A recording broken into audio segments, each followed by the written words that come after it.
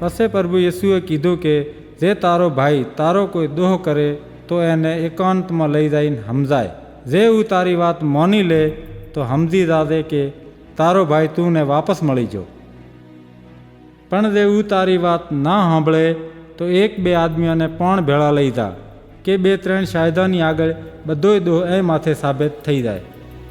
જેવું ઈયાની વાત પણ ના માને તો તું વિશ્વાસી મંડળીને કે, અને જેવું ઈયાની વાત પણ ના માને તો તું એથી વાસ્તો ના રાખ.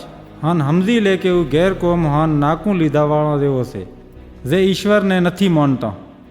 પછી પ્રભુ યેસુએ કીધું કે હું તમને હાસ કહું છું કે જે કોઈ તમે જમીન માથે બાંધશો એ આકાશ માથે બધાઈ જશે, અને જે કોઈ તમે જમીન માથે ખોલશો એ આકાશ માથે પણ ખુલી જશે.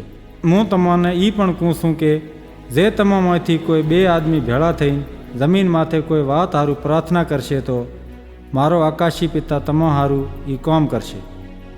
જેમ કે જ્યાં બે યા ત્રણ મનક મારા નામ માથે ભેળા થશે તો હું અહીંયા અહીંયાની વસમાં આવીશ. પછી પત્રસે પ્રભુ યેસુ કન આવીને પૂછ્યું કે એ પ્રભુ, જે મારો ભાઈ વળી વળીને મારો દોહ કરે તો હું એને કેટલા દફા માફ કરું? શું 7 દફા? પ્રભુ યેસુએ વરંદી આલી કે હું એ નથી કહેતો કે રૂગો 7 દફા, પણ 77 દફા.